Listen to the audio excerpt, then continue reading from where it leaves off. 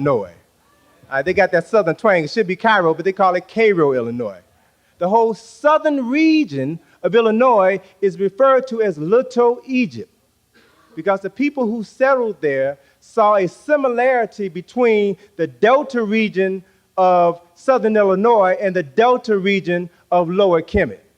In this region of Little Egypt, you'll find the city of Thebes, the city of Luxor, you'll find Lake Ramesses, you'll find Lake Egypt, a host of cities that were renamed after Egyptian cities. Next slide. San Francisco, California, you'll find pyramids. Again, I want you to understand how we have inspired people throughout the world and what these structures actually represent. The next slide, please. One of the pages in my book deals with this whole concept of architecture, in which I trace the origins of the Doric, the Ionic, the Corinthian, the Etruscan, and the Composite columns of Greco-Roman architecture are nothing but variations of a theme that were developed in the Nile Valley 2,000 years before the birth of Greece. All of these styles can be traced back to our African ancestors. You see these styles, the Ionic, specifically the Ionic and the Corinthian columns, adorn most of the buildings in New York, in the world. This is an African-inspired style. Next slide, please. Here's a photograph of Imhotep, the world's first multi-genius, individual who is also referred to as the world's first Christ. Understand the meaning of that word. The word Christ means the anointed one who is endowed with certain talents and abilities. First physician, the first architect, philosopher, prime minister to the king Zoser, a man worthy of his title. Next slide, please. These are symbols that came from the Nile Valley. The caduceus is a symbol that can be found in ancient Kemet, a symbol associated with Imhotep, the original father of medicine, a symbol associated with Jehudi, who is the netcher of medicine. Jehudi represents the process of divine articulation of speech. He was a netcher of science and writing and medicine. So this symbol that we call the caduceus, the symbol of medicine today, was derived from the Nile Valley and has been modified and used by the National Medical Association. The American Medical Association is the symbol associated with veterinary medicine, all right? Associated with dentistry. The RX symbol for pharmacy. The RX symbol for pharmacy was introduced to Europeans by the Roman physician Galen in the 2nd century, who used to write prescriptions for his patients in medu necher. All right, so the RX symbol comes from the Achit eye, or the eye of Jehudi, the eye of the necher associated with medicine. The symbols are everywhere. Next slide. The gods, even the gods of Greece and Rome, can be traced back to their African counterparts. And what I did here is to show you just one example. Here we see the Roman god Mercury, who was copied from the Greek god Hermes, who was copied from the African god Jehudi. Here you see Jehudi, the netcher of science and medicine, holding in his hands 2 staffs with serpents intertwined around them, one wearing the crown of Upper Kemet, the other wearing the crown of Lower Kemet. You see the same symbol has been modified. It is now being held by Hermes. It is called the caduceus, and you also see Mercury holding this same symbol. Again, if you understand the history and the symbolism, you can reclaim your heritage. Next slide. Again, another image out of the book. Something as simple as the alphabet.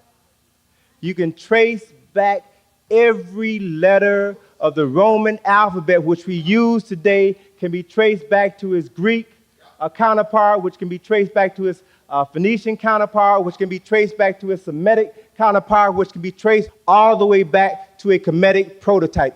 Every instance, they're the same. Even the meanings of these symbols are the same. Next slide. Now, the artist in me, looks for examples everywhere, all right? Here is the eye of Heru, the Son of God, the right eye of Heru, the eye of the falcon. The eye of the falcon is important because the falcon flies above the earth, has keen vision. Falcons are birds of prey which have over 1 billion vision cells in their eyes, in contrast to humans that have approximately 1.5 million vision cells. So falcons represent, like God, the ability to see everywhere instantaneously, keen insight. And so the eye of Heru was modified and used as the symbol for the logo for CBS. I just discovered this past summer that it was a brother at CBS who designed this logo and later quit after they refused to pay him for his creation. This symbol represents the lens of the camera, which, like the eye of Heru, the eye of God, has the ability to see everywhere instantaneously and to transmit that information in a matter of seconds. The same concept was incorporated into the logo for HBO. Hollywood Pictures uses a modified version of Harry Market and the sun for its logo. And there are many corporate entities in America and throughout the world that have embraced elements of African symbolism, of Nile Valley symbolism, and they will never give you credit for that. Next slide. Now let me just share with you another mind blower, all right? Another mind blower. And I can't take the credit for this. I was in Houston, Texas last April, and after my lecture, a brother came up to me and dropped this on me. He said, "Man, have you seen the image of Ptah?" The image of Ptah is exactly the same as the image of the Oscar. The Oscar is the highest award that is given by the National Academy of Artists and Craftsmen. All right? Ptah was the patron god of Menepra, the city of Memphis. He was the patron god of artists and craftsmen. All right? They didn't even bother to change the concept. They didn't even change the pose. Our images, our culture is everywhere.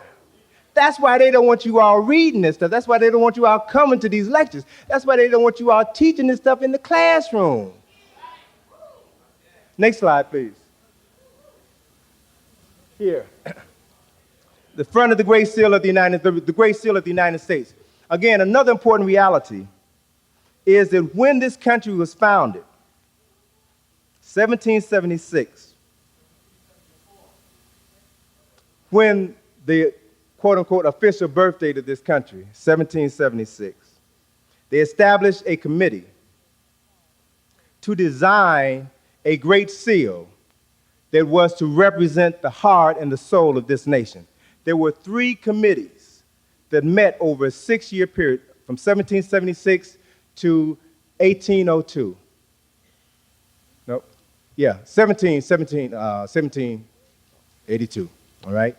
3 committees that met to determine everything that is incorporated into this seal that you see before you. So I want you to understand from an artist's perspective, I want you to understand that everything that you see on this seal has a meaning.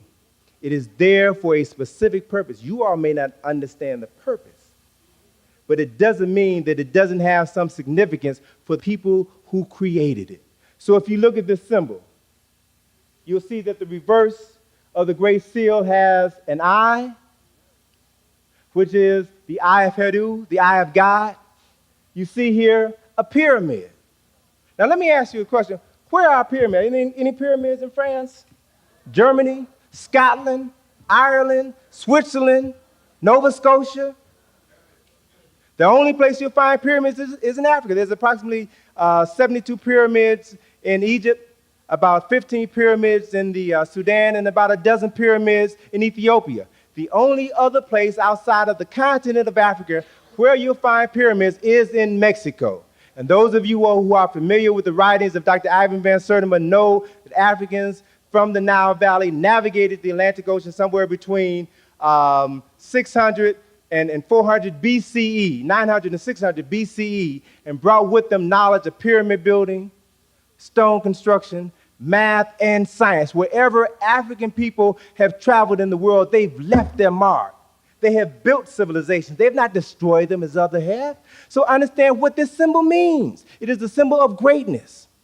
So when those responsible for creating this nation chose to pattern themselves after great nations in the past, they had to look to Kemet. It's also important that you understand how to interpret this symbol. Let me just take a moment to run this past you, because if you were to tour the Department of State where this symbol is displayed, the guide there will tell you that the pyramid here is comprised of 13 courses of stone, which represent the 13 colonies which form one nation in the year 1776, which is inscribed in Roman numerals at the base. The inscription Novus Ordo Seclorum means that this was a new order of ages that was created in the year 1776. The eye above the pyramid represents the divine eye of providence. The inscription Anua Coeptis means that God is pleased with the creation of this new nation. Now that is the official Department of State interpretation of this symbol. But now, if you understand that this is an African symbol, if you know how to interpret the symbol, and if you also correctly interpret the Latin, you will get a deeper meaning of the symbol. Novus Ordo Seclorum, the word novus means new, the word ordo means order, the word seclorum means secluded or hidden. So it represents the new secret or hidden order, which was founded in the year 1776, that was based on knowledge and information which came from Africa. The eye above the pyramid and the inscription Anua Coeptis. The word Anuit means annual. The word Coeptis means unlimited wealth. So the unlimited wealth that this nation received was not due to the blessings of God, but to the fact that they kidnapped the descendants of the people responsible for creating this structure and used them as a free labor source for over 400 years. If you ain't got to pay somebody for 400 years, you will become wealthy. That is what this symbol represents. The front of the Great Seal.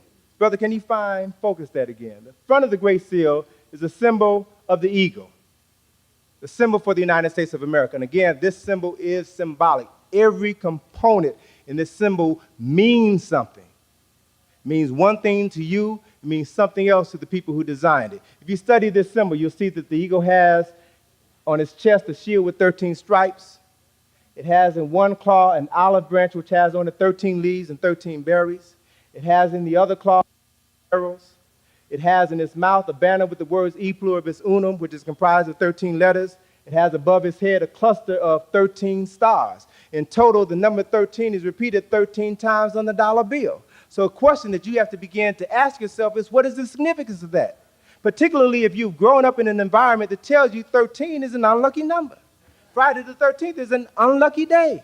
Most theaters don't have a 13th row. Most buildings don't have a 13th floor. So if 13 is an unlucky number, why is the history of this country linked to the number 13? If you study something about the people responsible for developing this country, they were Masons.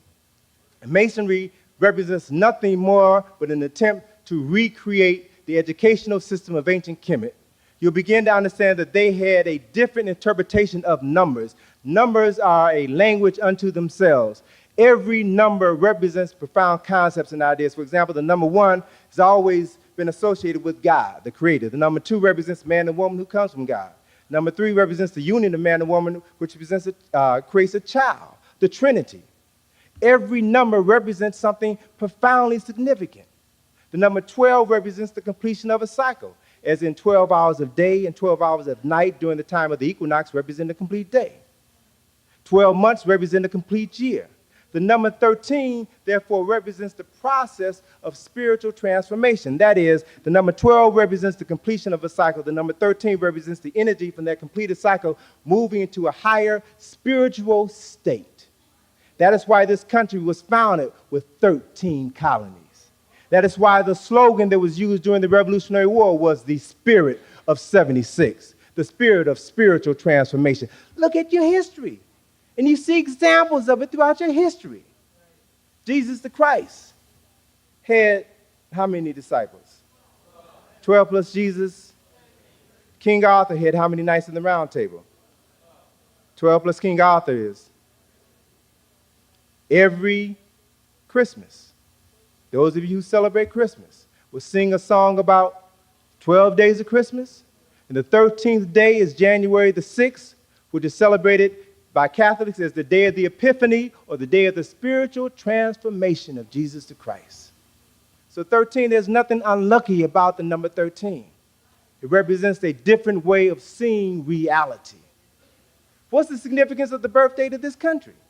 The United States, the official birthday of this country is July the 4th, 1776. What's the meaning of that? 7 and 6 is 13. What's the significance of July the 4th? July the 4th fell exactly 13 days after the summer solstice, which fell on the day of June the 21st in the year 1776. So this whole country is rooted in a level of scientific and philosophical and spiritual information that the average person knows nothing about, and the wealth of that information comes from you.